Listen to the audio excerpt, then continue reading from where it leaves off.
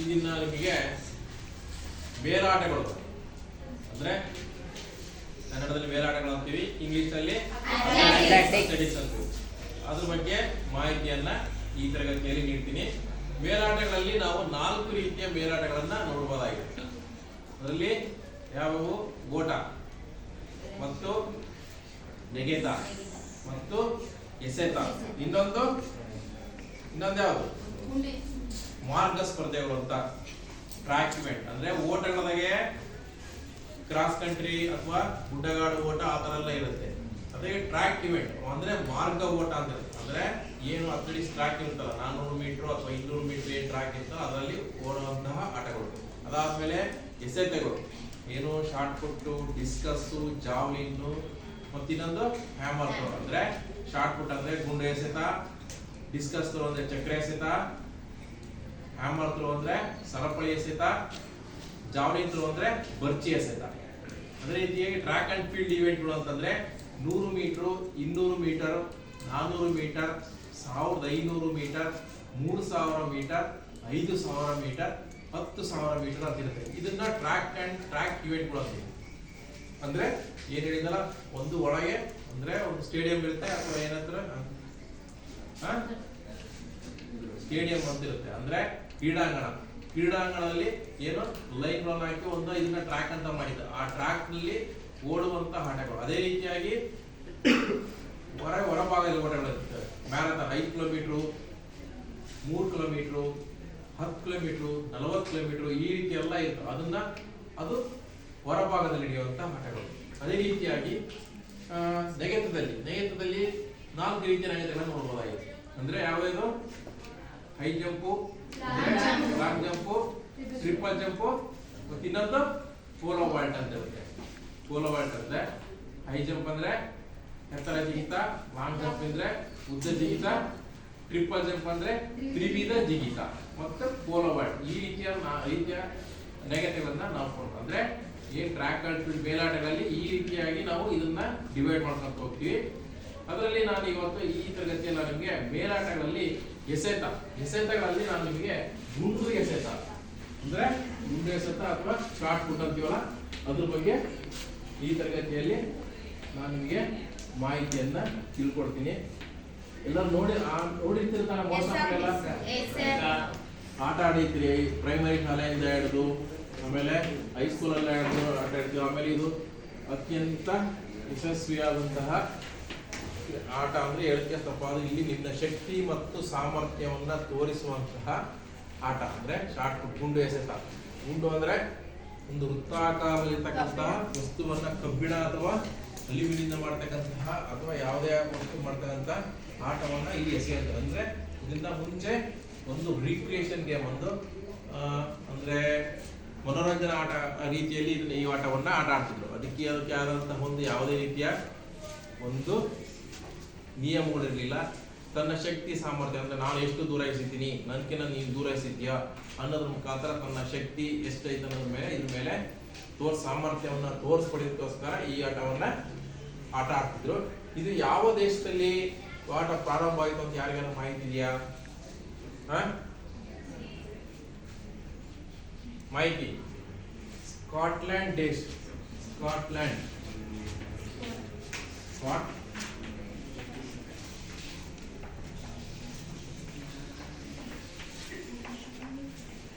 ಸ್ಕಾಟ್ಲೆಂಡಿನಲ್ಲಿ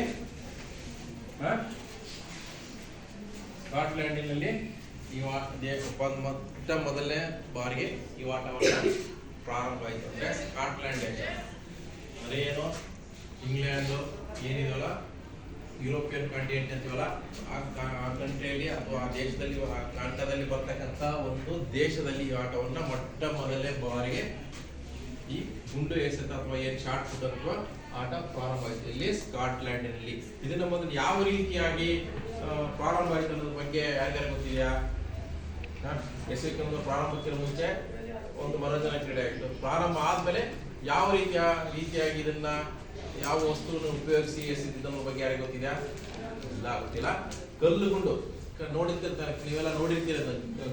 ಗುಂಡಾದಂತಹ ವೃತ್ತಾಕಾರದ ಕಲ್ಲುಗಳನ್ನು ನೋಡಿರ್ತಾರೆ, ಸಾಫ್ಟ್ ಇರ್ತಾವಲ್ಲ, ಆ ತರದ ಕಲ್ಲು ಗುಂಡುಗಳಿಂದ ಎಸೆಯುವುದರ ಮೂಲಕ ಈ ಆಟವನ್ನ ಮೊದಲಿಗೆ ಸ್ಕಾಟ್ಲ್ಯಾಂಡ್ನಲ್ಲಿ ಪ್ರಾರಂಭಿಸಿದರು. ಯಾವ ರೀತಿ ಕಲ್ಲು ಗುಂಡಿರ್ತಕ್ಕಂತಹ ವಸ್ತುವನ್ನ ಕಲ್ಲು ಗುಂಡಿನ ಆಕಾರದಲ್ಲಿ ಅಂದ್ರೆ ಕಲ್ಲು ದುಂಡಾಕಾರ ಅಥವಾ ವೃತ್ತಾಕಾರದಂತಹ ವಸ್ತುವನ್ನ ಅಂದ್ರೆ ಕಲ್ಲನ್ನು ತೆಗೆದುಕೊಂಡು ಈ ಆಟವನ್ನ ಮೊದಲಿಗೆ ಪ್ರಾರಂಭ ಮಾಡಿದ್ರು. ಅದರಲ್ಲಿ ಸ್ಕಾಟ್ಲ್ಯಾಂಡಿನಲ್ಲಿ ಇದಾದೇ ಹೇಳಿದಲ್ಲ. ಈಗ ಎಸೆಯೋಕೆ ಮುಂಚೆ ಇದನ್ನ ಒಂದೊಂದು ಮನೋರಂಜನಾ ಕ್ರೀಡೆಯಾಗಿ ತನ್ನ ಶಕ್ತಿ ಸಾಮರ್ಥ್ಯವನ್ನ ತೋರಿಸೋಕ್ಕಾಗಿ ಈ ಆಟವನ್ನ ಮೊದಲಿಗೆ ಪ್ರಾರಂಭ ಮಾಡಿದ್ರು. ಹೌದು ತಾನೆ?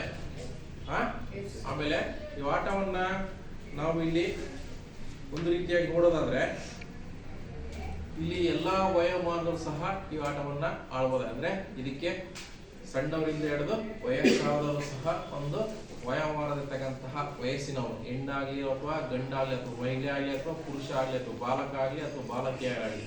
ಬಾಲಕ ಬಾಲಕಿಯರಂದ್ರೆ ವಿದ್ಯಾಭ್ಯಾಸ ಅಂತ ಮಾಡೋದು. ಏನು ಅಂಡರ್ 14 ತರ ಇರ್ತಲ್ಲ, 1ರಿಂದ 7 ಕ್ಲಾಸ್ ಆ ತರ ಇರ್ತಾರೆ. ಬಾಲಕ ಬಾಲಕಿಯರಾಗಿರ್ಬೋದು, ನೀವು PUC ಮಾಡ್ತಾರಪ್ಪ ಏನು ಓದ್ತೀರ ಅವರು ಅಥವಾ ಡಿಗ್ರಿ ಆಗ್ತದೆ ಇನ್ನಿತರ ಓದ್ತಿರಾಗಲಿ, ಇದಕ್ಕೆ ಈ ಆಟಕ್ಕೆ ಸಂಬಂಧಪಟ್ಟಂತಹ ಕೆಲವೊಂದು ನಿಯಮಗಳನ್ನ ರೂಪಿಸ್ತಾರೆ. ಅದು ಯಾವ ರೀತಿಯಾದ ನಿಯಮಗಳಪ್ಪ ಅಂದ್ರೆ ಇಂತಿಂತ ವಯೋಮಾನದವರಿಗೆ 14 ವರ್ಷ ಇರ್ತಕ್ಕಂಥವರಿಗೆ, ಈ ರೀತಿಯ ವಯೋಮಾನದವರಿಗೆ ಇವರಿಗೆ ನಿಗದಿತವಾದಂತಹ ಒಂದು ತೂಕವನ್ನ ಇರುತ್ತೆ. ಅದೇ ರೀತಿಯಾಗಿ 19 ವರ್ಷಕ್ಕಿರ್ತಕ್ಕಂತಹ ಅವರಿಗೆ ಏನು ಇರ್ತಲ್ಲ ಅಲ್ಲಿ ಅವರಿಗೆ ಸಹ ಒಂದು ನಿಗದಿತವಾದ ಒಂದು ತೂಕವಿರುತ್ತೆ. ಅದೇ ರೀತಿಯಾಗಿ 19 ವರ್ಷ ಮೇಲ್ಪಟ್ಟಂತಹ ಎಲ್ಲಾ ವಯೋಮಾನದವರಿಗೂ ಸಹ ಅದಕ್ಕೆ ಸಂಬಂಧಪಟ್ಟಂತಹ ಒಂದು ತೂಕವನ್ನ ಅಂದ್ರೆ ವೆಯ್ಟ್ ಅನ್ನ ಇರುತ್ತೆ. ಆ ತೂಕ ಅಥವಾ ವೆಯ್ಟ್ ಅನ್ನು ಉಪಯೋಗಿಸಿ ನಾವಿಲ್ಲಿ ಈ ಆಟವನ್ನ ಆಡ್ಬೇಕಾಗುತ್ತೆ. ಅಂದ್ರೆ ಅದನ್ನ ಗುಂಡು ಎಸೆತವನ್ನ ಎಸಿಬೇಕಾಗುತ್ತೆ. ಇತ್ತೀಚಿನ ದಿನಗಳಲ್ಲಿ ಯಾವುದೇ ಅಪಾಯಿಂಟ್ಮೆಂಟ್ ಅಂದ್ರೆ ಯಾವುದೇ ಉದ್ಯೋಗವನ್ನ ನೋಡೋಕಂದ್ರೆ ಅಂದ್ರೆ ಉದ್ಯೋಗಕ್ಕೆ ಪ್ರಾರಂಭ ಅಂದ್ರೆ ಪೊಲೀಸ್ ಡಿಪಾರ್ಟ್ಮೆಂಟ್ ಆಗಿರ್ಬೋದು ಅಥವಾ KEB ಡಿಪಾರ್ಟ್ಮೆಂಟ್ ಆಗಿರ್ಬೋದು, ಅಂದ್ರೆ ಕರೆಂಟ್ ವಿದ್ಯುತ್ ಇಲಾಖೆ ಆಗಿರ್ಬೋದು, ಪೊಲೀಸ್ ಡಿಪಾರ್ಟ್ಮೆಂಟ್ ಆಗಿರ್ಬೋದು ಅಥವಾ ಮಿಲಿಟರಿ ಆಗಿರ್ಬೋದು ಅಥವಾ ಇನ್ನಿತರೆ ಯಾವುದೇ ಫಿಸಿಕಲ್ ಫಿಟ್ನೆಸ್ಗಳು ಅಂತ ಬಂದಂತ ಸಂದರ್ಭದಲ್ಲಿ ಅಥವಾ ಫಿಸಿಕಲ್ ಎಜುಕೇಶನ್ BPEd ಮಾಡುವಂತ ವಿದ್ಯಾರ್ಥಿಗಳು ಪ್ರಶಿಕ್ಷಣ BPEd ಅಥವಾ CPEd ಆಗಿರೋ MPEd ಆಗಂತ ಶಿಕ್ಷಣಕ್ಕೂ ಸಹ ಒಂದು ಕೆಲವೊಂದು ಎಂಟ್ರೆನ್ಸ್ ಎಕ್ಸಾಮ್ ಮಾಡುತ್ತೆ. ಫಿಸಿಕಲ್ ಫಿಟ್ನೆಸ್ ತನ್ನ ದೈಹಿಕ ಸಾಮರ್ಥ್ಯ ಎಷ್ಟಿದೆ ಅನ್ನೋದ್ರ ಬಗ್ಗೆ ಪರೀಕ್ಷೆಯನ್ನ ಮಾಡ್ತಾರೆ. ಆ ದೈಹಿಕ ಸಾಮರ್ಥ್ಯ ಪರೀಕ್ಷೆ ಮಾಡುವಂತ ಸಂದರ್ಭದಲ್ಲಿ ಸಹ ಈ ಗುಂಡು ಎಸೆತವನ್ನು ಸಹ ಇಟ್ಟಿರ್ತಾರೆ. ಈ ಆಟವನ್ನು ಸಹ ಇಟ್ಟಿರ್ತಾರೆ. ಒಂದು ನಿಗದಿತ ಒಂದು ಗುರಿಯನ್ನ ನೀಡಿರ್ತಾರೆ. ಆ ಗುರಿಯನ್ನ ದಾಟಿದಂತಹ ವ್ಯಕ್ತಿಗಳು ಅಥವಾ ಅಭ್ಯರ್ಥಿಗಳಿಗೆ ಸಹ ಇಲ್ಲಿ ಅವರು ತನ್ನ ದೈಹಿಕ ಸಾಮರ್ಥ್ಯವನ್ನು ತೋರಿಸಿ ಅಲ್ಲಿ ದೈಹಿಕ ಪರೀಕ್ಷೆಯಲ್ಲಿ ಪಾಸ್ ಆಗಬೇಕಾಗತ್ತೆ. ಹಾಗಾಗಿ ಇವರಿಗೆ ಒಂದು ನಿಗದಿತವಾದಂತಹ ಅಳತೆಯನ್ನ ನೀಡುವುದರ ಮುಖಾಂತರ ಅದೇ ರೀತಿಯಾಗಿ ನಿಗದಿತವಾದಂತಹ ಏನು ತೂಕ ಅಥವಾ ಏನಿರ್ತಲ್ಲ ಗುಂಡು ಅದನ್ನ ನೀಡ್ತಾ ಅದನ್ನ ಎಸೆಯುವುದರ ಮುಖಾಂತರ ದೈಹಿಕ ಸಾಮರ್ಥ್ಯವನ್ನು ತೋರಿಸಿ ಅವರು ಈ ಪರೀಕ್ಷೆಯಲ್ಲಿ ಪಾಸ್ ಆಗಿ ಉದ್ಯೋಗಕ್ಕೆ ಹೋಗುವಂತ ಅವಕಾಶ ಇರುತ್ತೆ. ಹಾಗಾಗಿ ಇದು ಒಂದು ಮೇಜರ್ ಗೇಮ್ ಅಂತಂದ್ರೆ ಅಥವಾ ಆಟ ಅಂತಂದ್ರೆ ಹೇಳಿದ್ರೆ ತಪ್ಪಾಗೋದು ಯಾವುದು ಗುಂಡು ಎಸೆತ. ಇಲ್ಲಿ ಎಲ್ಲದಕ್ಕೂ ಸಹ ತನ್ನ ದೈಹಿಕ ಸಾಮರ್ಥ್ಯವನ್ನ ತನ್ನ ಸಾಮರ್ಥ್ಯ ಎಷ್ಟಿದೆ, ಸ್ಟ್ರೆಂತ್ ಯಾವ ರೀತಿ ಇದನ್ನು ಅಳತೆ ಮಾಡುವಂಥದ್ದು ಸಹ ಇಲ್ಲಿ ಬಹಳ ಅನುಕೂಲ ಆಗುತ್ತೆ. ಹಾಗಾಗಿ ಗುಂಡು ಎಸೆತವನ್ನ ನಾವಿಲ್ಲಿ ತನ್ನ ಶಕ್ತಿ ಮತ್ತು ಸಾಮರ್ಥ್ಯವನ್ನು ತೋರಿಸತಕ್ಕಂತಹ ಆಟ ಅಂದ್ರೆ ತಪ್ಪಾಗಲು ಇದನ್ನ ಬಹಳ ಬುದ್ಧಿವಂತಿಕೆಯಿಂದ ಮತ್ತು ಶಕ್ತಿಶಾಲಿಯಿಂದ ಸಹ ನಾವು ಈ ಆಟವನ್ನ ಆಡಬೇಕಾಗುತ್ತೆ. ಅಂದ್ರೆ ಬುದ್ಧಿ ಸಾಮರ್ಥ್ಯ ಅಂತ ಯಾವ ರೀತಿಯಪ್ಪ ಅಂತಂದ್ರೆ ಆ ಎಸೆಯುವಂತ ಸಂದರ್ಭ ಸಹ ತನ್ನ ಇರ್ತಕ್ಕಂಥ ಬುದ್ಧಿಯನ್ನ ಉಪಯೋಗಿಸಿ ಯಾವ ರೀತಿಯಲ್ಲಿ ಹೆಸರು ಹೆಚ್ಚು ದೂರಕ್ಕೆ ಹೋಗುತ್ತೆ ಅನ್ನೋದ್ರ ಬಗ್ಗೆ ಯೋಚನೆ ಮಾಡುವುದರ ಮುಖಾಂತರ ಅದೇ ರೀತಿಯಾಗಿ ತನ್ನ ಶಕ್ತಿಯನ್ನ ಎಷ್ಟರ ಮಟ್ಟಿಗೆ ಎಸೆಯುವಂತ ಸಂದರ್ಭದಲ್ಲಿ ಎಷ್ಟರ ಮಟ್ಟಿಗೆ ಯೂಸ್ ಮಾಡ್ಕೊಂಡು ತನ್ನ ಶಕ್ತಿಯನ್ನ ಬಲಾಢ್ಯವನ್ನ ಉಪಯೋಗಿಸಿ ಅದನ್ನ ಎಸಿಬೇಕನ್ನೋದನ್ನ ಸಹ ಇಲ್ಲಿ ನಾವು ಕಾಣಬಹುದಾಗಿದೆ. ಇಲ್ಲಿ ಶಕ್ತಿ ಮತ್ತು ಯುಕ್ತಿ ಅನ್ನೋದ್ರ ಬಗ್ಗೆ ಇಲ್ಲಿ ನಾವು ಹೆಚ್ಚು ಕಾಣಬಹುದು. ಅಂದ್ರೆ ನಾವು ಶಕ್ತಿ ಅಂದ್ರೆ ನಾವು ಎಷ್ಟು ಬಲಶಾಲಿಗಳಾಗಿದ್ದೀವಿ ಅನ್ನೋದನ್ನ ಇಲ್ಲಿ ತೋರಿಸ್ಪಡಿಸೋದಕ್ಕೆ ನಾನು ಇಷ್ಟು ದೂರ ಅಥವಾ ಇಷ್ಟು ಎತ್ತರಕ್ಕೆ ಅಥವಾ ಇಷ್ಟು ಮೀಟರ್ ಉದ್ದವನ್ನ ನಾನು ಎಸೆಯುತ್ತೀನಿ ಅನ್ನೋದ್ರ ಬಗ್ಗೆ ಇಲ್ಲಿ ಚಾಲೆಂಜ್ ಅಥವಾ ಬಲಶಾಲಿ ನನ್ನ ಬಲ ಇಷ್ಟಿದೆ ಅನ್ನೋದನ್ನ ಪ್ರದರ್ಶನ ಮಾಡುವಂಥದ್ದು. ಅದೇ ರೀತಿಯಾಗಿ ಎಸೆಯುವಂತ ಸಂದರ್ಭದಲ್ಲಿ ಸಹ ಇಲ್ಲಿ ಬಹಳ ಚಾಕಚಕ್ಯತೆ ಅದು ತನ್ನ ಯುಕ್ತಿಯನ್ನು ಉಪಯೋಗಿಸ್ಕೊಂಡಿದೆ. ಹೆಂಗ್ ಬೇಕಂಗೆ ಎಸಿದ್ರೆ ಇಲ್ಲಿ ಇಂಜುರಿ ಆಗುವಂತ ಸಂದರ್ಭಗಳು ಸಹ ಇರ್ತವೆ. ಅಂದ್ರೆ ಶೋಲ್ಡ್ರು ಅಥವಾ ಕಾಲು ಅಥವಾ ಇಂಜುರಿ ಆಗುವಂತ ಸಂದರ್ಭ. ಹಾಗಾಗಿ ಎಸೆಯುವಂತ ಸಂದರ್ಭದಲ್ಲಿ ಬಹಳ ಯೋಚನಾ ರೀತಿಯಲ್ಲಿ ಅಥವಾ ಯುಕ್ತಿಯನ್ನ ಉಪಯೋಗಿಸಿ ನಾವಿಲ್ಲಿ ಇದನ್ನ ಎಸೆಬೇಕಾಗುತ್ತೆ. ಮತ್ತೆ ಇದನ್ನ ಎಲ್ಲಾ ಸ್ಪರ್ಧಾತ್ಮಕ ಚಟುವಟಿಕೆಗಳು ಸಹ ಆನ್ಯುವಲ್ ಡೇ ಆಗಿರ್ಬೋದು ಅಥವಾ ತಾಲೂಕು ಮಟ್ಟ ಅಥವಾ ಜಿಲ್ಲಾ ಮಟ್ಟ ಅಥವಾ ಇನ್ನಿತರೆ ಕ್ರೀಡಾಂಗಣಗಳು ಸಹ ಇದನ್ನ ಮನೋರಂಜನಾ ಕ್ರೀಡೆ ಆಗ್ಲತ್ತಿ ಯಾವಾಗಲೂ ಈ ಆಟವನ್ನು ಸಹ ಇಟ್ಟೇ ಇಟ್ಟಿರ್ತಾರೆ. ಯಾವ್ದನ್ನ ಗುಂಡ ಆಟವನ್ನ, ಗುಂಡೆಸೆತ ಆಟವನ್ನು ಸಹ ಇಟ್ಟೇ ಇರ್ತಾರೆ.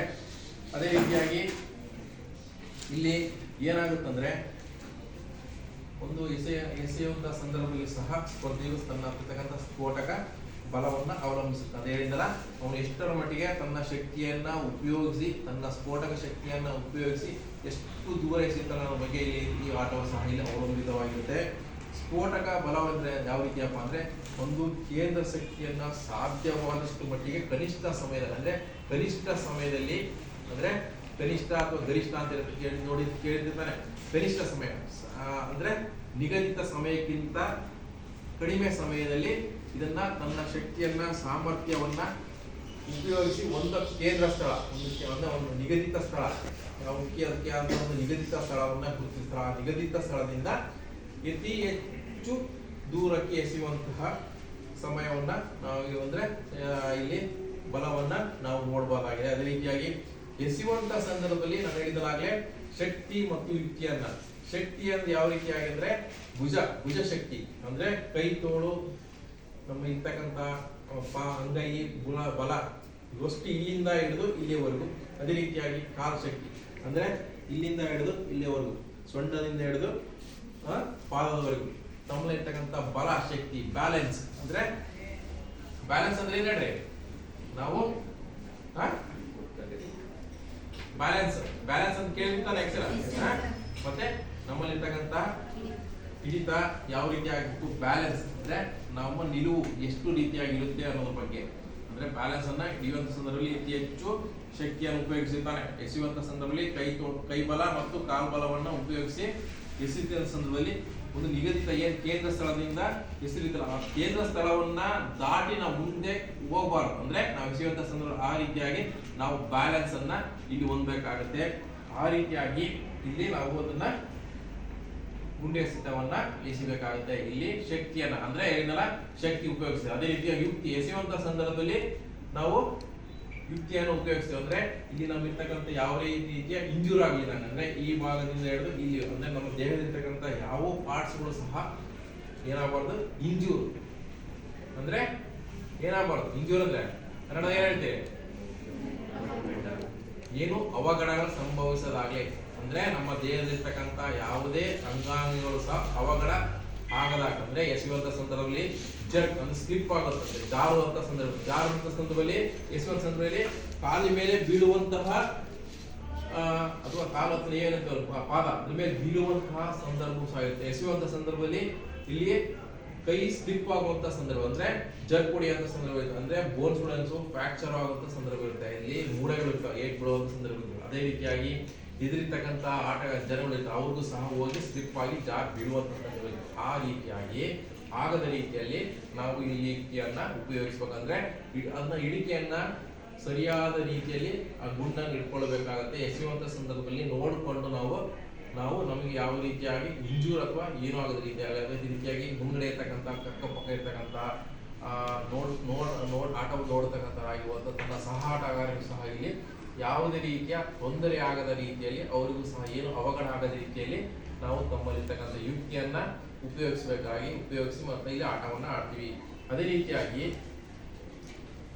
ಇಲ್ಲಿ ನಾವು ಇನ್ನೊಂದು ಸ್ವಲ್ಪ ನೋಡ್ಬೋದಂತಂದ್ರೆ ಯಾವ ರೀತಿಯಪ್ಪ ಅಂತಂದ್ರೆ ಇಲ್ಲಿ ಸ್ಫೋಟಕ ಬಲ ಅಂದ್ರೆ ಆಗ್ಲೇ ನಿಮಗೆ ಅಲ್ಲಿರ್ತಕ್ಕಂಥ ಶಕ್ತಿ, ಇಲ್ಲಿ ಅತಿ ಹೆಚ್ಚಿನ ಶಕ್ತಿಯನ್ನ ಉಪಯೋಗಿಸೋದು. ಅಂದ್ರೆ ಇಲ್ಲಿ ನಿಗದಿತ ದಿಕ್ಕಿನಲ್ಲಿ ಅಂದ್ರೆ ಕೇಂದ್ರ ಸ್ಥಳದಿಂದ ಎಸೆಯುವಂತಹ ದಿಕ್ಕನ್ನ ನಾವಿಲ್ಲಿ ನೋಡಬಹುದು. ಆ ದಿಕ್ಕಿಗೆ ಅನುಗುಣವಾಗಿ ನಾವು ಇಲ್ಲಿ ಎಸೆಯನ್ನ ಮಾಡ್ತೀವಿ. ಅಂದ್ರೆ ಕೇಂದ್ರ ಸ್ಥಳಕ್ಕೂ ಸಹ ಏನು ಇಲ್ಲಿ ನಾವು ಒಂದು ಕೇಂದ್ರ ಸ್ಥಳ ಅಂತ ಹೇಳಿಲ್ಲ, ಅದಕ್ಕೆ ಅಂದ್ರೆ ಎಸೆಯುವಂತಹ ಸ್ಥಳವನ್ನು ಸಹ ಇಲ್ಲಿ ಕೆಲವೊಂದು ಅಳತೆಯೊಂದಿಗೆ ಸಹ ನಿಗದಿ ಮಾಡಿದ್ದಾರೆ. ಅಳತೆಯಂತಕ್ಕಂಥ ಸ್ಥಳವನ್ನೇ ನಾವು ಇಲ್ಲಿ ನೋಡ್ಬಿಟ್ಟು ಇಟ್ಕೊಳ್ಬಹುದು. ಇದಕ್ಕೆ ಒಂದು ವೃತ್ತಾಕಾರದ ಕೇಂದ್ರ ಸ್ಥಳವನ್ನು ಮಾಡಿರ್ತೀವಿ, ಹೌದಾನೆ. ಈಗ ಥ್ರೋ ಮಾಡ್ತೀವಿ ಅಂತಂದಾಗ ನಾವು ಒಂದು ನಿಗದಿತ ಸ್ಥಳ ಕೇಂದ್ರ ಸ್ಥಳ ಅಂತ ಅಂದಿದ್ವಿ, ಅದಕ್ಕೆ ಒಂದು ಸರ್ಕಲ್ ಟೈಪ್ ಅಂತ ಮಾಡಿರ್ತೀವಿ. ಆದ್ರೆ ಈ ಸರ್ಕಲ್ಗೆ ಅದಕ್ಕೂ ಸಹ ಒಂದು ನಿಗದಿತವಾದಂತಹ ಅಳತೆಯನ್ನ ಹೊಂದಿರ್ತೀವಿ, ಹೌದಾನೆ. ಯಾರ್ಯಾರು ಗೊತ್ತಿದ್ಯಾ ಶಾರ್ಟ್ ಪುಟ್ ಸರ್ಕಂಫರೆನ್ಸ್ ಅಂದ್ರೆ ವೃತ್ತದ ಅಳತೆ ಎಷ್ಟಿರ್ಬೇಕು ಅಂತ ಯಾರ್ಯಾರು ಗೊತ್ತಿದ್ಯಾ? ಇದು ವ್ಯಾಸ ಅಥವಾ ವೃತ್ತ ಅಂತ ಹೇಳಿದ್ರೆ ಸರ್ಕಲ್ ಅಂತಂದಲ್ಲ, ಈ ಸರ್ಕಲ್ ಸುಮ್ಮನೆ ಹೆಂಗ್ ಬೇಕಂಗ್ ಹಾಕಂಗಿಲ್ಲ, ಸಣ್ಣದ ಹಾಕಂಗಿಲ್ಲ, ದೊಡ್ಡದ ಹಾಕಂಗಿಲ್ಲ, ಯಾವ ರೀತಿ ಹಾಕಿಲ್ಲ. ಇದಕ್ಕೆ ಆದಂತಹ ಒಂದು ನಿಗದಿತ ಅಳತೆಯನ್ನ ಹೊಂದಿದೆ. ಆ ನಿಗದಿತ ಅಳತೆಯನ್ನ ಹೊಂದುವುದರ ಮುಖಾಂತರ ಇದನ್ನ ವೃತ್ತವನ್ನ ನಾವಿಲ್ಲಿ ರಚಿಸಬೇಕಾಗುತ್ತೆ. ಇದು ಯಾವ್ರಿಗೆ ಎಷ್ಟಪ್ಪ ಅಂತಂದ್ರೆ 2.135 ಮೀಟರ್, 2 ಮೀಟರ್ 155 ಸೆಂಟಿಮೀಟರ್ ಇರ್ತಕ್ಕಂತಹ ಅಳತೆಯನ್ನ ವೃತ್ತಾಕಾರ ಏನು ವ್ಯಾಸ ಅಂತಿರಲ್ಲ, ಸರ್ಕಂಫರೆನ್ಸ್, ಸುತ್ತಳತೆ, ವ್ಯಾಸ ಅಥವಾ ಸುತ್ತಳತೆ ಓದಿಲ್ಲೇನ್ರಿ? ಬೇರೆ ಬೇರೆ ಹೇಳಿದ್ದೆ ನಾನು ನಿಮ್ಗೆ ಹೇಳ್ಬೇಕಾ ಸುತ್ತಳತೆ ಅಂತ ಎಷ್ಟಿರುತ್ತೆ ಅಂತ. ಈ ಸುತ್ತಳತೆ ಅಥವಾ ವ್ಯಾಸ 2.135 ಮೀಟರ್ ಅನ್ನ ಹೊಂದಿರುತ್ತೆ.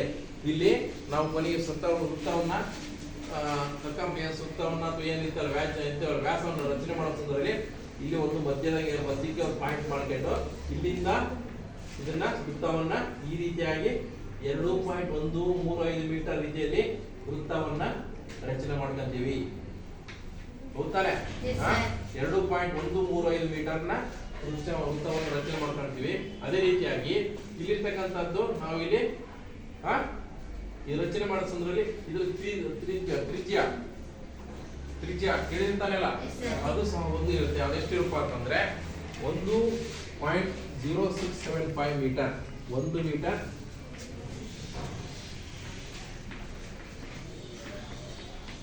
ಇದು ತ್ರಿಜ್ಯವನ್ನ ಒಳಗೊಂಡಿರುತ್ತೆ.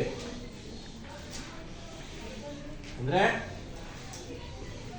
ಒಂದು ಬದಿಯಿಂದ ಒಂದು ಬದಿಗೆ ಇರುವಾಗೆ ತ್ರಿಜ್ಯ ನೋಡಿರ್ತಾರೆ. ತ್ರಿಜ್ಯನ ಅದು 1.675 ಮೀಟರ್ ತ್ರಿಜ್ಯವನ್ನ ಯಾವುದು ಈ ವೃತ್ತಾಕಾರದ ಅಂದ್ರೆ ಸುತ್ತಳತೆ 2.135 ಮೀಟರ್ ಅನ್ನ ಹೊಂದಿದ್ರೆ ವ್ಯಾಸ ಮತ್ತು ಸುತ್ತಳತೆ ಏನಂತ ಹೇಳೋದು, ವ್ಯಾಸ ಅಥವಾ ಸುತ್ತಳತೆ ಹೊಂದಿದ್ರೆ ತ್ರಿಜ್ಯ 1.0675 ಮೀಟರ್, 1.0675 ಮೀಟರ್ ಅನ್ನ ತ್ರಿಜ್ಯ ಹೊಂದಿರುತ್ತೆ. ಅದೇ ರೀತಿಯಾಗಿ ಇದಿಷ್ಟು ಇಲ್ಲಿಂದ ಇದಾತಂದ್ರೆ ಈ ಎಡ ಮತ್ತು ಬಲಬದಿಯು ಸಹ ಇರುವಾಗ ಒಂದು ಗೆರೆಯನ್ನ ನೋಡಿರ್ತೀನಿ, ನೀವೆಲ್ಲ ನೋಡಿರ್ತಾರೆ ಆಡ್ಬೇಕಾರ.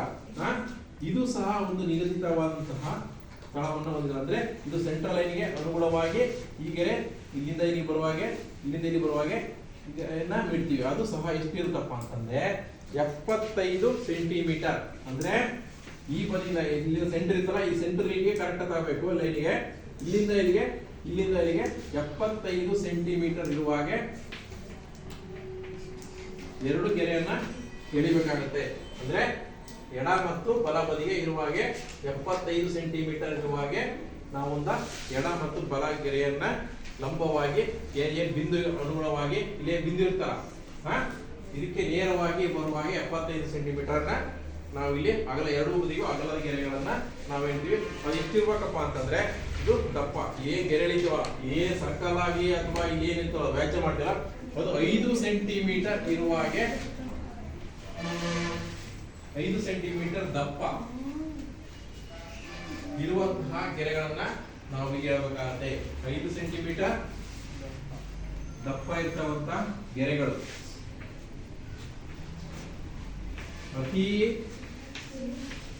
ಬಹಳ ದಪ್ಪನೇ ಇರಂಗಿಲ್ಲ. ಈ ನಿಗದಿತ ಯಾವುದೇ ಆಟಕ್ಕಾಗಲಿ ನಾವು ಮಾರ್ಕಿಂಗ್ ಮಾಡುವಂತ ಸಂದರ್ಭದಲ್ಲಿ ಸಹ 5 ಸೆಂಟಿಮೀಟರ್ ಕಿಂತ ಜಾಸ್ತಿ ದಪ್ಪ ಹಾಕಂಗಿಲ್ಲ, ದೊಡ್ಡದಾಕಂಗಿಲ್ಲ, ಕಮ್ಮಿನೂ ಹಾಕಂಗಿಲ್ಲ. ಇದೇ 5 ಸೆಂಟಿಮೀಟರ್ ಅಲ್ಲೇ ನಾವು ಯಾವುದೇ ಕ್ರೀಡಾಕೂಟಗಳಾಗಲಿ ಅಥವಾ ಯಾವುದೇ ಅಂಕಗಳನ್ನ ರಚನೆ ಮಾಡುವಂತ ಸಂದರ್ಭದಲ್ಲಿ 5 ಸೆಂಟಿಮೀಟರ್ ಇರ್ತಕ್ಕಂತಹ ದಪ್ಪದ ಇರ್ತಕ್ಕಂಥ ಗೆರೆಗಳನ್ನೇ ನಾವು ಹಾಕ್ಬೇಕಾಗುತ್ತೆ. ಜಾಸ್ತಿನೂ ಹಾಕಂಗಿಲ್ಲ, ಕಮ್ಮಿನೂ ಹಾಕಂಗಿಲ್ಲ. ಅದೇ ರೀತಿಯಾಗಿ ಒಂದು ಸ್ಟಾಪ್ ಬೋರ್ಡ್ ಅಂತ ಇರುತ್ತೆ, ನೋಡಿದಿರಾ, ನೋಡಿದ್ರಿ. ಈ ಕಡೆಯಿಂದ ಏನ್ ಮಾಡಿದ್ರಿ, ಈ ಸೆಂಟರ್ ಇಂದ ಇರುವಾಗೆ ಈ ರೀತಿಯಾಗಿ ತ್ರಿಜ್ಯ ನೋಡಿರ್ತಾನೆ. ಇಲ್ಲೊಂದು ಸ್ಟಾಪ್ ಬೋರ್ಡ್ ಇರ್ತದೆ, ಅಂದ್ರೆ ಈ ಗೆರೆಯನ್ನ ದಾಟುವಾಗಿಲ್ಲ. ಅದೇ ರೀತಿಯಾಗಿ ಈ ರೀತಿಯಾಗಿರುತ್ತೆ. ಅದು ಸಹ ಎಷ್ಟಿರುತ್ತೆ ಅಂತಂದ್ರೆ 1.22 ಮೀಟರ್ ಇರುವಾಗೆ 1.22 ಮೀಟರ್ ಇಂದ 1.25 ಮೀಟರ್ 1 ಮೀಟರ್ ಇರುವಾಗೆ ಇರ್ತಕ್ಕಂಥ ಒಂದು ಸ್ಟಾಪ್ ಬೋರ್ಡ್ ಅನ್ನ ಸ್ಟಾಪ್ ಇಲ್ಲಿ ಇರ್ತಲ್ಲ, ಲೈನ್ ಕ್ರಾಸ್ ಮಾಡಬಾರ್ದು ಅಂತ ಇಲ್ಲಿ ಇರ್ತದೆ. ವೈಟ್ ಪಟ್ಟಿ ನೋಡಿರ್ತಾನೆ. ಅಂತಕ್ಕಂಥದ್ದನ್ನ ರಚನೆ ಮಾಡೋಕ್ಕಾಗತ್ತೆ, ಇಲ್ಲಿ ಡಿವೈಡ್ ಮಾಡೋಕ್ಕಾಗತ್ತೆ. ಅಂದ್ರೆ ಇಲ್ಲಿಂದ ಇಲ್ಲಿಗೆ 1.22 ಮೀಟರ್ ಅಥವಾ 1.25 ಮೀಟರ್ ಇರ್ತಕ್ಕಂತಹ ಗೆರೆಯನ್ನ ನಾವಿಲ್ಲಿ ಸ್ಟಾಪ್ ಬೋರ್ಡ್ ಅನ್ನ ಬಿಳಿಯ ಬಣ್ಣದಲ್ಲಿರ್ತಕ್ಕಂಥ ಬಾಣವನ್ನ ನಾವು ಇಲ್ಲಿ ಹಾಕ್ಬೇಕಾಗತ್ತೆ, ಮೆಜರ್ಮೆಂಟ್ ಅನ್ನ ಮಾಡ್ಬೇಕಾಗತ್ತೆ. ಅದೇ ರೀತಿಯಾಗಿ ಇರುವಾಗೆ ಸ್ವಲ್ಪ ಮಟ್ಟಿಗೆ ವಿ ಶೇಪ್ ಅಲ್ಲಿ ನಾವು ಏನ್ ಹೇಳಿದಾರ ಅದನ್ನು ಸಹ ಇಲ್ಲಿ ನಾವು ಇಲ್ಲಿ ಗೆರೆಯನ್ನ ಎಳಿತೀವಿ.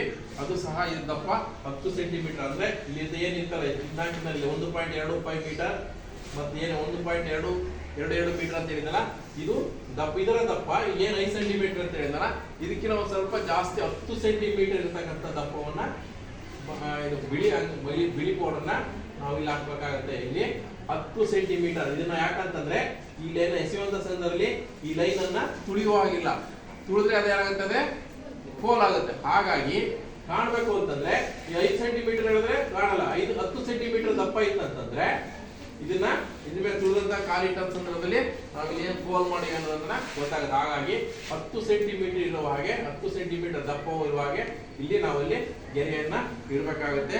ಅದೇ ರೀತಿಯಾಗಿ ಇಲ್ಲಿ ಇಲ್ಲಿ ಇಲ್ಲಿ ಟೇಕಪ್ ಬೋರ್ಡ್ ಅಂತ ಮಾಡಿದ್ವಿ. ಇಲ್ಲೇನು ಹೇಳಿದ್ದಲ್ಲ ನಿಮಗೆ, ಏನು ಈ ರೀತಿಯಾಗಿರುತ್ತೋ ಇಲ್ಲಿಂದ ಇಲ್ಲಿಗೆ ಅದ್ರ ಮೇಲೆ 10 ಸೆಂಟಿಮೀಟರ್ ದಪ್ಪ ಕಬ್ಬಿಣದ್ದು ಅಥವಾ ಮರದ ಹಲಗೆಯನ್ನ ಅಲ್ಲಿ ಹಾಕ್ಬಿಟ್ಟು ಅದ್ರ ಮೇಲೆ ಬಿಳಿ ಪೌಡರ್ ಅನ್ನ 10 ಸೆಂಟಿಮೀಟರ್ ದಪ್ಪ ಇರುವಾಗೆ ಇರ್ತಾರೆ. ಅದನ್ನ ಟೇಕಪ್ ಬೋರ್ಡ್ ಅಂತ ಅಥವಾ ಅದೇನಂತೀರಿ ಸ್ಟಾಪ್ ಬೋರ್ಡ್ ಅಂತೀವಿ. ಗೊತ್ತಾಯ್ತಾ? ಇದನ್ನ ತುಳಿಯುವಂತಿಲ್ಲ. ಅದೇ ರೀತಿಯಾಗಿ ನೇರವಾಗಿ ಇರ್ತಕ್ಕಂಥ ಸೆಂಟರ್ ಇಂದ ವಿ ಶೇಪ್ ಅಲ್ಲಿ ಗೆರೆಯನ್ನು ಎಳಿತೀವಿ. ವಿ ಶೇಪ್ ಅನ್ನ ಗೆರೆ ಎಳೆದಂತಂದ್ರೆ ಇದು ಸಹ ನಿಗದಿತವಾದಂತಹ ಮೆಜರ್ಮೆಂಟ್ ಅನ್ನ ಹೊಂದಿರುತ್ತೆ. ಅದು ಹೆಚ್ಚಿರುತ್ತೆ. ಏನ್ರಿ ತಿರುಕಳಿ ಅಂದ್ರೆ ಮೈಸ್ಕೂಲಲ್ಲಿ ಪ್ರೈಮರಿ ಹೇಳಿದ್ದಾರೆ, ನೀವೆಲ್ಲ ನೋಡಿದ್ರೆ ಆಡುತ್ತದೆ. ವಿ ಶೇಪ್ ಅಲ್ಲಿ 34 ಮೀಟರ್ ಇರುವಾಗೆ ಅಥವಾ 34 ಡಿಗ್ರಿ ಸೆಲ್ಸಿಯಸ್ ಇದನ್ನ ಏನಿರ್ತಲ್ಲ ಸೆಲ್ಸಿಯಸ್ ಏನೋ ಸೆಂಟಿಗ್ರೇಡ್ ಅಂತ ಹೇಗೆ ಇದನ್ನ ಏನೋ ಮಾಡ್ತಿರಲ್ಲ, ಡಿಗ್ರಿ ಸೆಲ್ಸಿಯಸ್ ಇದು ಮಾಡ್ತಿರಲ್ಲಮ್ಮ,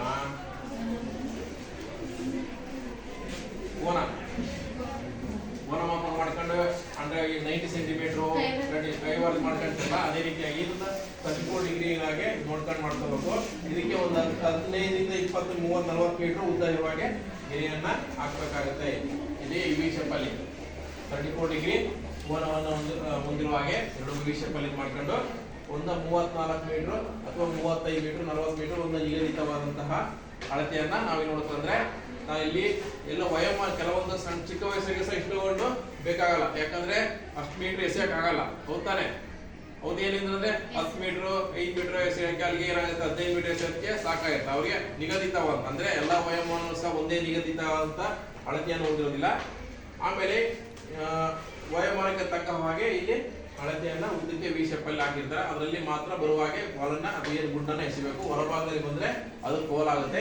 ಇಲ್ಲಿ ಬಿತ್ತಕ್ಕಂತ ಇದು ಜಾಗ ಏನಿರ್ತಂದ್ರೆ ಹಸಿರು ಹುಲ್ಲಿಂದ ಕೂಡಿರ್ಬೇಕು ಅಥವಾ ಮಣ್ಣಿನಿಂದ ಕೂಡಿರ್ಬೇಕು. ಸಿಮೆಂಟ್ ಅಥವಾ ಯಾವುದೇ ಇರ್ತಕ್ಕಂತಹ ರೀತಿಯಾಗಿರ್ಬೇಕಿಲ್ಲ, ಏನ್ ಮಣ್ಣಿನಿಂದ ಕೂಡಿರ್ಬೇಕು ಮತ್ತೆ ಹುಲ್ಲಿನಿಂದ ಕೂಡಿರ್ಬೇಕು. ಅದೇ ರೀತಿಯಾಗಿ ಸಿಂಥೆಟಿಕ್ ಟ್ರ್ಯಾಕ್ ಅಂತ ಇರ್ತಲ್ಲ ಆ ತರ ಇರ್ಬೇಕು. ಯಾಕಪ್ಪ ಅಂದ್ರೆ ಇಲ್ಲಿ ಎಸಕ್ಕಂತಹ ಜಾಗ ಬಿದ್ದಂತಹ ಗುಂಡು ಇಲ್ಲಿ ಸುಲಭವಾಗಿ ಗುರುತಿಸಲು ಅನುಭವ ಆಗುತ್ತೆ. ಗುರುತಿಸ್ಬೇಕಂದ್ರೆ ಯಾವ ಸ್ಥಳದಲ್ಲಿ ಬಿತ್ತು ಅನ್ನೋದು ನಮಗೆ ಬೇಕಾಗುತ್ತೆ. ಯಾಕಂದ್ರೆ ಅಲ್ಲಿಂದ ಅಲ್ಲಿಗೆ ಎಷ್ಟು ಮೀಟರ್ನ ಮೆಜರ್ ಮಾಡಬೇಕಾಗುತ್ತೆ, ಎಷ್ಟು ದೂರ ಎಸಿದ ಮೆಜರ್ ಮಾಡಬೇಕಾಗುತ್ತೆ. ಹಾಗಾಗಿ ಇಲ್ಲಿ ಇರ್ತಕ್ಕಂಥ ಜಾಗ ಹಸಿರು ಹುಲ್ಲಿನಿಂದ ಕೂಡಿರ್ಬೇಕು ಮತ್ತು ಅಥವಾ ಮಣ್ಣಿನಿಂದ ಕೂಡಿರ್ಬೇಕು ಅಥವಾ ಇವೆರಡಿದ್ರೆ ಸಾಕು. ಸಿಮೆಂಟ್ ಬೇಕಾಗಲ್ಲ, ಸಿಂಥೆಟಿಕ್ ಬೇಕಾಗಲ್ಲ. ಯಾಕಂದ್ರೆ ಬೇಗ ಜಡ್ಜ್ ಮಾಡಕ್ಕಾಗಲ್ಲ. ಸಿಂಥೆಟಿಕ್ ಅಂದ್ರೆ ಹಾಕ್ಬಿಟ್ರೆ ಬಿದ್ಬಿಟ್ರೆ ಗುಂಡು ಏನು ಕಂಪ್ನಿ ಗುಂಡು ಅಲ್ಲಿ ಜಾಗ ಹಾಳಾಗುತ್ತೆ. ಹಾಗಾಗಿ ಹಸಿರು ಹುಲ್ಲಿನಿಂದ ಕೂಡಿರಬೇಕು ಮತ್ತು ಮಣ್ಣಿನಿಂದ ಕೂಡಿರಬೇಕಂತ ಜಾಗವನ್ನ ನಾವು ಅದ್ರ ಕಲ್ಲಿನಿಂದ ಕೂಡಿರಬಾರ್ದು ಮತ್ತು ಅದೇ ರೀತಿಯಾಗಿ ಸಿಮೆಂಟ್ ಇಂದ ಅಥವಾ ಯಾವ್ದ್ರಿಂದ ಕೂಡಿರ್ತಕ್ಕಂಥ ಜಾಗ ಆಗಿರಬಾರ್ದು. ಇಲ್ಲಿ ಏನಿದ್ರು ಈಗ ಜಾಗ ಸ್ಪೇಸು ಮಣ್ಣು ಅಥವಾ ಹುಲ್ಲಿನಿಂದ ಕೂಡಿರ್ತಕ್ಕಂಥ ಜಾಗವಾಗಿ ಇರಬೇಕಾಗತ್ತೆ. ಇದು ಈ ರೀತಿಯಾಗಿ ಅಂಕಣವನ್ನ ನಾವು ರಚನೆ ಮಾಡಬೇಕಂದ್ರೆ ಗುಂಡೆಸಿದ ಅಂಕಣವನ್ನ ರಚನೆ ಮಾಡಬೇಕಾಗುತ್ತೆ. ಇದು ರಚನೆ ಮಾಡಿದ ನಂತರ ಎಸೆಯುವುದಕ್ಕೆ ಸಹ ಅದು ಇಂತಿಂತ ವಯೋಮಾನ ಅಂತ ಹೇಳಿದರ ವಯೋಮಾನದಲ್ಲೂ ಸಹ ನಿಗದಿತವಾದಂತಹ ತೂಕವನ್ನು ಹೊಂದಿರತಕ್ಕಂತಹ ನಾವು ಏನು ಗುಂಡನ್ನ ನೋಡ್ಬೇಕಾಗತ್ತೆ. ಅದು ಕಬ್ಬಿಣದಿಂದ ಕೂಡಿರ್ತಕ್ಕಂತಹ ವಸ್ತು ಆಗಿರ್ಬೇಕು. ಗೊತ್ತಾಯ್ತಾ? ಅದು ಅಥವಾ ಹಿತ್ತಾಳೆ ಲೋಹದಿಂದ ಹೊಂದಿರತಕ್ಕಂಥ ವಸ್ತು ಆಗಿರ್ಬೇಕು, ಅದೇ ಅಷ್ಟೇ ತೂಕವನ್ನ ಹೊಂದಿರಬೇಕಾಗತ್ತೆ. ಇಲ್ಲಿ 14 ವರ್ಷ ವಯೋಮಿತಿಯ ಏನು ಸಬ್ ಜೂನಿಯರ್ ಏನು ಎಲ್ಲಿವರೆಗೂ ಅಂದ್ರೆ 9th ಅಥವಾ ಏನಿತ್ತಲ್ಲ ಸಬ್ ಜೂನಿಯರ್ 14 ವರ್ಷ ಒಳಗಿರ್ತಕ್ಕಂತಹ ಮಹಿಳೆಯರಾಗಿರ್ಬೋದು, ಬಾಲಕ ಅಥವಾ ಬಾಲಕಿಯರಾಗಿರ್ಬೋದು ಅಥವಾ ಮಹಿಳಾ ವಿಭಾಗ ಅಂದ್ರೆ ಯಾವುದೇ ವಯೋಮಾನತಕ್ಕಂತಹ ಮಹಿಳಾ ವಿಭಾಗದವರೆಗೂ ಸಹ ಇಲ್ಲಿ ಎಷ್ಟು ಕೆಜಿ ಅಂದ್ರೆ 4 ಕೆಜಿಯನ್ನ ಹೊಂದಿರತಕ್ಕಂತಹ 14 ವರ್ಷ ಇರತಕ್ಕಂತಹ ಬಾಲಕ ಮತ್ತು ಬಾಲಕಿಯರಿಗೆ ಅಥವಾ ಮಹಿಳೆಯರಿಗೆ ಎಷ್ಟು ಕೆಜಿ ಅಂದ್ರೆ 4 ಕೆಜಿ ಹೊಂದಿರತಕ್ಕಂತಹ ಗುಂಡನ್ನ ಇಲ್ಲಿ ಉಪಯೋಗಿಸ್ತಾರೆ. ಏನು 14 ವರ್ಷ ವಯೋಮಾನದವರಿಗೆ ಸಬ್ ಜೂನಿಯರ್ ಅಂತಲ್ಲ ಅವರಿಗೆ ಇರ್ತಕ್ಕಂತಹ ಬಾಲಕ ಮತ್ತು ಬಾಲಕಿಯರಿಗೆ ಮತ್ತು ಏನು ನಂತರ ಇರ್ತಕ್ಕಂತಹ ಮಹಿಳೆಯರಿಗೆ ಅವರಿಗೆ 4 ಕೆಜಿ ಇರ್ತಕ್ಕಂಥ ಗುಂಡನ್ನ ಉಪಯೋಗಿಸ್ತಾರೆ. ಅಂದ್ರೆ ಎಸೆಯುವುದಕ್ಕೆ ಉಪಯೋಗಿಸ್ತಾರೆ. ಅದು ವೃತ್ತಾಕಾರವಿರಬೇಕು, ಗುಂಡಾಗಿರ್ಬೇಕು, ಹೆಂಗ್ ಬೇಕು ವಕ್ರ ಪಕ್ರ ಯಾವ ರೀತಿ ಆಗಿರಬಾರ್ದು, ಏನು ಡ್ಯಾಮೇಜಸ್ ಇರ್ಬೋದು, ಇಟ್ಕೊಳ್ಳೋಕೆ ಕರೆಕ್ಟ್ ಆಗಿ ಗ್ರಿಪ್ ಇರಬೇಕು, ಸಾಫ್ಟ್ನೆಸ್ ಆಗಿರ್ಬೇಕು, ಅಂದ್ರೆ ಕೂರ್ತಿರಬಾರ್ದು. ಅಂದ್ರೆ ಎಸೆಯುವ ಸಂದರ್ಭದಲ್ಲಿ ಕೈಗೆ ಅಂದ್ರೆ ಏನು ಸ್ಕ್ರಾಚ್ ಅಥವಾ ತೆರೆಯದ ರೀತಿಯಲ್ಲಿ ಇರಬಾರ್ದು. ಕರೆಕ್ಟ್ ವೃತ್ತಾಕಾರವಾಗಿ ಸಾಫ್ಟ್ ಆಗಿದ್ದು ಜಾರದ ರೀತಿಯಲ್ಲಿ ಇರಬೇಕು. ಅಂದ್ರೆ ಎಸೆಯುವ ಸಂದರ್ಭದಲ್ಲಿ ಕೈ ಇಟ್ಕೊಂಡ ಸಂದರ್ಭದಲ್ಲಿ ಜಾರ್ತದೆ, ಹಾಗಾಗಿ ಒಂದು ಸ್ವಲ್ಪ ಜಾರದ ರೀತಿಯಲ್ಲಿ ಗ್ರಿಪ್ ಇರುವ ಹಾಗೆ ಇಲ್ಲಿ ಇರಬೇಕಾಗುತ್ತೆ. ಅದೇ ರೀತಿಯಾಗಿ 17 ರಿಂದ 20 ವರ್ಷ ವಯೋಮಿತಿಯ ಬಾಲಕರಿಗೆ ಏನು ನೀವಿದಿರಲ್ಲ ಏನು ಈ PUC ಅಥವಾ 10th ಮಕ್ಕಳು ಇರ್ತಾವಲ್ಲ 17 ರಿಂದ 20 ವರ್ಷ 20 ವರ್ಷ ವಯೋಮಾನದ ಬಾಲಕರಿಗೆ ಇಲ್ಲಿ ಏನಿದೆ 14 ವರ್ಷ ಏನಿದೆಯಲ್ಲ ಏನ್ 4 ಕೆಜಿ ಇತ್ತಲ್ಲ ಇದು ಸಹ ಇಲ್ಲಿ 17 ರಿಂದ 20 ವರ್ಷ ವಯೋಮಾನತಕ್ಕಂಥ ಬಾಲಕಿ ಅಥವಾ ಮಹಿಳೆಯರಿಗೂ ಸಹ ಇದೇ ತೂಕವನ್ನ ನಾವಿಟ್ಕೊಳ್ಬಹುದಾಗಿದೆ. ಎಷ್ಟು 4 ಕೆಜಿ. ಅದೇ ರೀತಿಯಾಗಿ ಇಲ್ಲಿ 17 ರಿಂದ 20 ವರ್ಷ ಆಗಿರ್ತಕ್ಕಂಥ ಬಾಲಕರಿಗೆ ಎಷ್ಟು ಕೆಜಿ ಅಂದ್ರೆ 6 ಕೆಜಿ.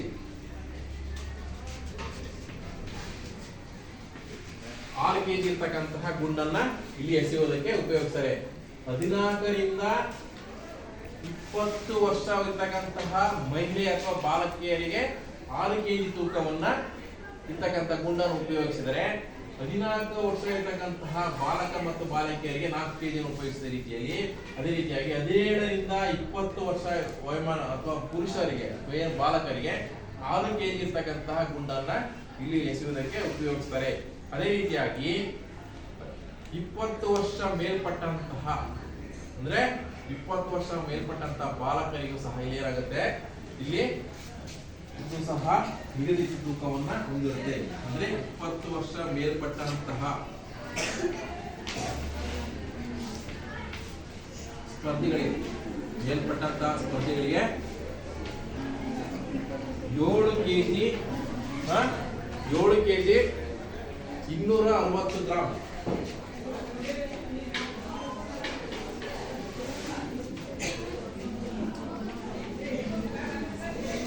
7 ಕೆಜಿ 260 ಗ್ರಾಂ ಇರತಕ್ಕಂತಹ ಗುಂಡನ್ನು ಇಲ್ಲಿ ಉಪಯೋಗಿಸ್ತಾರೆ. ಯಾರಿಗೆ 20 ವರ್ಷ ವಯೋಮಾನ ಮೇಲ್ಪಟ್ಟಂತಹ ಎಲ್ಲ ಪುರುಷ ಸ್ಪರ್ಧಿಗಳಿಗೆ 7 ಕೆಜಿ ಇರ್ತಕ್ಕಂತಹ 7 ಕೆಜಿ 260 ಗ್ರಾಂ ಇರ್ತಕ್ಕಂತಹ ಗುಂಡನ್ನ ಇಲ್ಲಿ ಉಪಯೋಗಿಸ್ತಾರೆ. ಅರ್ಥ ಆಯ್ತಾ?